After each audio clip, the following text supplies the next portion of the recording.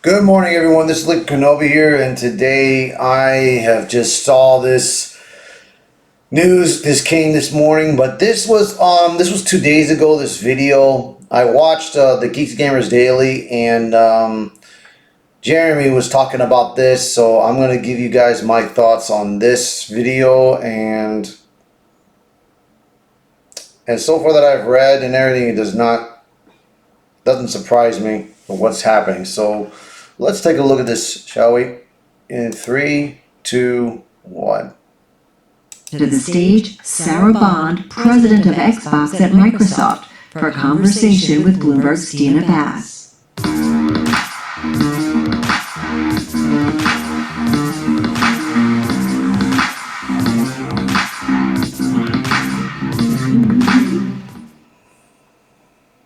Sarah, thank you so much for joining us today. So I want to start talking about the industry in general.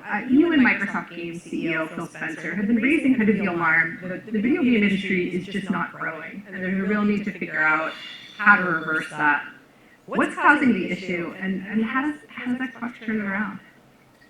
Yeah, the last year or so in video games, largely the industry's been flat. And even in 2023, we saw just some tremendous releases, tremendously groundbreaking games, but still the growth didn't follow all of that. Yeah, because what you're doing is you're putting all this modern game shit in there, man. That's what you're doing. I mean, look what happened in Call of Duty. You know, this guy. I mean, I forgot his name. Damn it. He said that all he said was in his Twitter, because of what was happening with students and what happened with kids in schools, was to leave children alone. That's all he tweeted. And what did you guys do? Activision just damn canceled his account. And you let this go by. You could have just stopped it. You know? And not only that, there hasn't been any good games.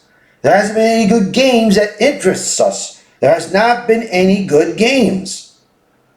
You're concentrating, you're trying to focus more on the modern day, you're on the woke, you're concentrating too much of this. You gotta start entertaining us. That's what you gotta do. If you want to win back the fans, entertain us. That's all you gotta do. And a lot of that's related to our need to bring new players in, make gaming more accessible, but all of that has been happening at the same time that the cost associated with making these beautiful AAA blockbuster games is going up, and the time it takes to make them is going up. And so much of our focus as Xbox is about how we do things to help the industry all up, while also ensuring that our brand, everything that we do is there through this moment of transition. Related to some of the trends you're identifying, earlier this week, Xbox announced the shuttering of 4 game studios. I know you're not the studio chief, but how should gamers understand that move in terms of Microsoft's commitment to developing innovative exclusive games? Yeah, it's always extraordinarily hard when you have to make decisions like that. I'll go back to what I was saying about the industry, and when we looked at those fundamental trends, we feel a deep responsibility to ensure that the games we make, the devices we build, the services that we offer are there through moments, even when the industry isn't growing and when you're through a time of transition. And the news we announced earlier this week is an outcome of that. And our commitment to make sure that the business is healthy for the long term. But that said, our commitment to having our own studios and working with partners to have games large and small, You know, we're a platform where you can play GTA, but you can also play Power World, where you can play Call of Duty, and you can also play Pentiment. That doesn't change.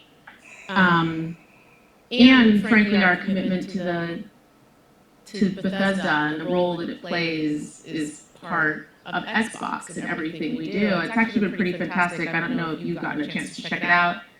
The Fallout TV show was on Amazon, and it's been great to see people fall in love with that universe, but also what it's done for the games themselves, and people going back and exploring everything.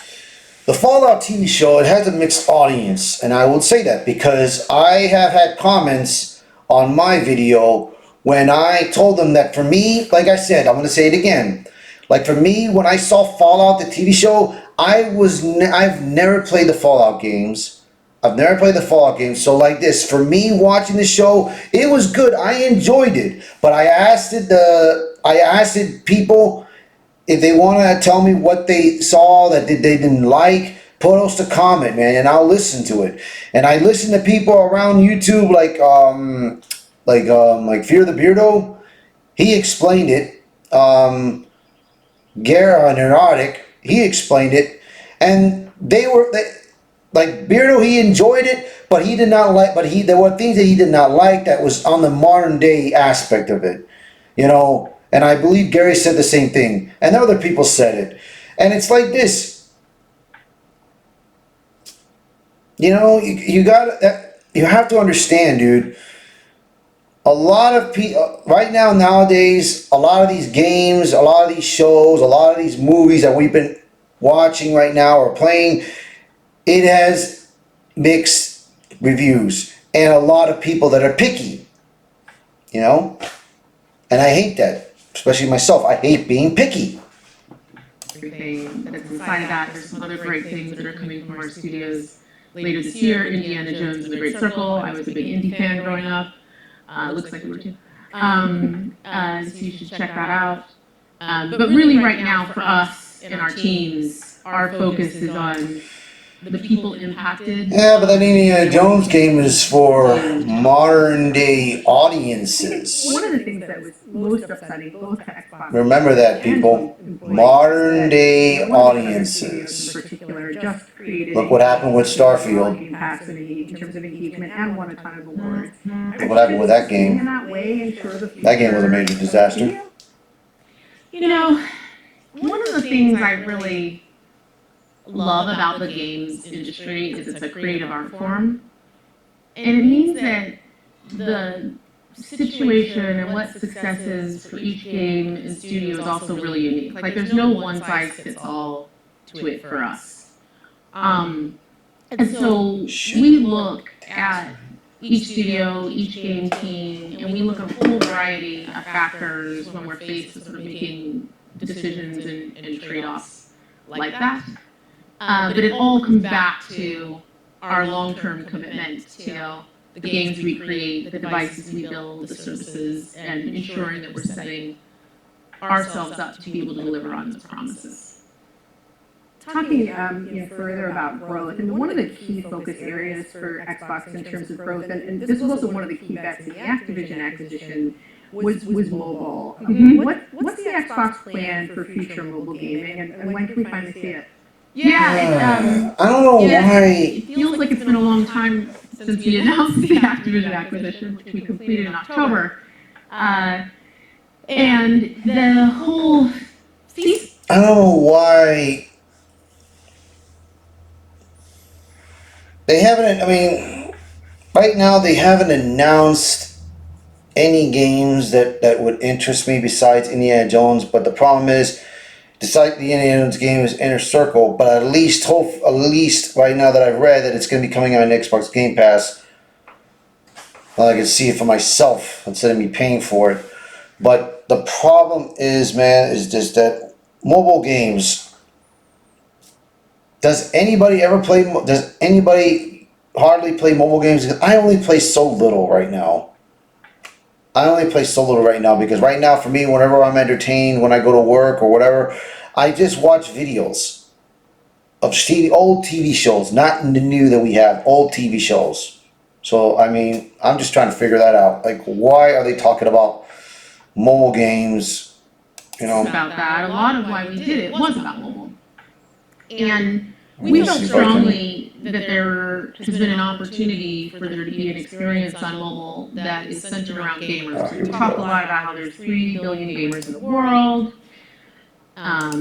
Two of those billion play on mobile, and half of those actually play on mobile and they play on another device. But there isn't actually a gaming platform and store experience that is centered around players and goes truly across device, where who you are, your library, your identity, your rewards, that it travels with you versus being locked to a single ecosystem. I'm just trying to speed it up. We wanted to make sure that anything we built was really grounded in people who play those mobile games and the creators of them. And so being joined with a team has real deep expertise in mobile was important to us. We are that now. And so in July, we're going to be launching our mobile store experience. We're going to start actually by bringing our own first-party portfolio of apps. You're going to see games like Candy Crush show up in that experience, games like Minecraft, and we're going to extend that capability to partners so they can. How many people play Candy Crush or Minecraft? I mean, I'm just trying to figure that out. Just you guys can put that in the comment to see how many people play that. Just let me know. All right, let me know, guys. They can also take advantage of it and have a true cross-platform gaming-centric mobile experience. We're going to start on the web, and we're doing that because that really allows us to have the experience accessible across all devices, all countries, no matter what, independent of the policies of closed ecosystem stores, and we're going to extend from there. So I'm excited about it. This is something that we wanted to do for a long time. We've been talking about it for a long time. We're now at the point where we can take this. And so in July, we're launching at that point at the beginning, so you can Minecraft today, or how soon, or? You'll see things roll out over time. You know, how soon partners will be able to use it as well? Our goal is to get partners using it shortly after launch. We really want to make sure we start to scale using our own IP first. That allows us to make sure the experience that we bring partners into really builds on all the quality and learning we have as a team. Another big success point in the acquisition was cloud gaming, and how big that market was when we were getting traction. Is it gaming users finally in particular? Right now, the only game that I have been playing right now on Xbox that's not exclusive is the Contra Operation The ability to Galuga. play a game natively from cloud. That's only an Xbox. That's the only thing I play right now. Something that's AAA. I would like to get back to playing the Arkham universe, Dead Space franchise, Evil Within, you know, Resident Evil. People want to play those experiences. I do probably think I should probably go back into playing those games. In that area. Even Gears. Introducing more options for people to jump in. But right now, you know, it's just been, you know. Yeah, it's down. We're about It is growing fast in the overall market, really bringing in new players, and growth for us. So it's an area we're investing more, we're excited about. Earlier this year, Xbox announced for the first time that it was bringing a slate of Xbox developed games, Xbox exclusive games to rival platforms, like PlayStation and Nintendo Switch. That obviously was the big change. It was a little bit unsettling for some of the Xbox hardware fans. How is it going so far? Do you have any data about how the games are doing? Does PlayStation gamers really want to play COD? It's early days. Yes, so I don't have specific data to share, but we are really encouraged by the reception of our games. And one thing that I think it's important to note is, with Xbox, we've been games on other platforms for a long time. Minecraft was available pretty much universally. Teams Bethesda had games on other platforms. Teams Activision, Blizzard had games on other platforms. So it's a decision we need to make on a day-by-day basis as we move forward and continue to execute on our strategy. I mean, at the same time, we talk about mobile, we talk about cloud, and of course, Xbox itself heritage is console. And, the energy around the console right now is a little challenge. Making it hard for long-term consumers to work. You have so many companies and yet you laid off 4 and you're closing down 4 of them. How do you feel like Xbox is still for that? So right now, when you're talking about Bethesda, I think you're trying to combine it all in Bethesda, but you know, Industry all up. Specific to core gamers, my focus has really been on engineering and building that next generation hardware experience that really taps into their needs. I talked about this a little bit publicly a few months ago. I talked about our focus is on delivering the biggest stuff ever. And that's about really thinking through every aspect of what that hardware and what that experience delivers with core gamer in mind. And that is about power and performance. That's absolutely part of it. But it's also about the ability to be able to play all the games. You have people who've been playing on Xbox for decades, invested thousands and thousands of dollars and hours with us, and be able to take all of those games with them into hardware in the future. So one of the decisions I made when I came in and became president of Xbox was to establish a team dedicated to that, to game preservation and ensuring that future generations, that you get to take those things with you forward. The next part of that is that, I get to bring those games with me, I'm investing in those games, I get an incredible high-performance experience on my console, but also continuing our commitment to make sure that gamers can bring their games with them wherever they want to play. That my Xbox library is something that can go with me and that I can enjoy with others. So our long-term commitment to cross-play is part of that, and our commitment to cross-progression, to cloud saves, so you can pick up on one device and you can play on another is part of that, and also our investment. the 360 used to have that feature that you could take your hard drive that you disconnect from your console and just go to any other place with your family members or anyone, and you could connect your hard drive into their console and play the games. They used to have that feature. Now, whatever they're doing, something new, I mean, that would be nice to do that, but still, all this hardware stuff, yeah, it looks great. They're talking about it looks fantastic and everything. But the games, what games? So far that I've heard, you're talking about Indiana Jones, you're talking about Minecraft and Candy Crush, but what other games? What other games are you developing? What other games are coming? You know? Next month there's supposed to be a showcase, so we'll see how this showcase is. Earlier, a lot of those who use gaming are people who own a console, they're just using a player on a device and somewhere else. That's the second piece. And then the last piece is about Game Pass. We know our core users love Game Pass. Game Pass is a gaming subscription. You can get a full portfolio of games. We're important to get every single one of our games that we build day one in Game Pass. And the quality and the rest of those games is only going over time, and you're going to see some more really big games going into. Yeah, I'm just trying to speed up this interview, man, because this is really, I'm tired of listening to this, but I want you all to hear this too, man. A lot of conversation in AI. But AI for me is a little different. Because I listened to this morning, and it was bad. Yeah. I hear all the talks today, but I think we can all confidently say that we are right at the beginning of what AI means for us as a society, and for businesses in general, and that's absolutely true in gaming as well. And for us, we take our responsibility around AI at Microsoft very seriously, being really, really thoughtful about what we do. And at Xbox, there's something really unique about being a gaming company that is part of a major AI company. And so all of our focus within our team is about how we ensure that gaming AI is really crafted in a way that delivers unique and delightful experiences to players, and adds real value to developers. So there's three things we look at as part of that. The first is around developer velocity. How do we give developers tools to make it easier for them to realize their creations, to speed up iteration cycles, and also frankly to make it easier for people who may not have as much in-depth training on game development to build a game. We know that with that there's just going to be a huge proliferation of game content and options out there. So that leads very naturally to the next layer where we're investing a lot, which is around discovery, and making sure that people can really map the game experience that we know that they'll love, and that a whole range of creations can be discovered in the biggest games, but also something novel and new that you may not have intuitively known to look for, which you're going to love if you experience it. And then the last piece is around the actual experience in the game. Engagement, like playing through and having a fun time, not getting stuck, all the things that come with that, so that you can get really the most out of the game experience. So we are early in this, as I said, you'll see us share things and things will come out during the course of the year. Our focus just really continues to be on keeping players at the center, keeping the developers at the center, and how AI turns out. Thank you. All right.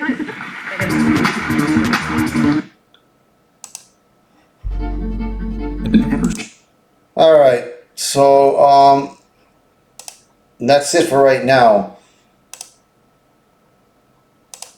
Yeah, this is like I said, dude, this is just, it's been bad, you know. So let me know what you guys think about this video.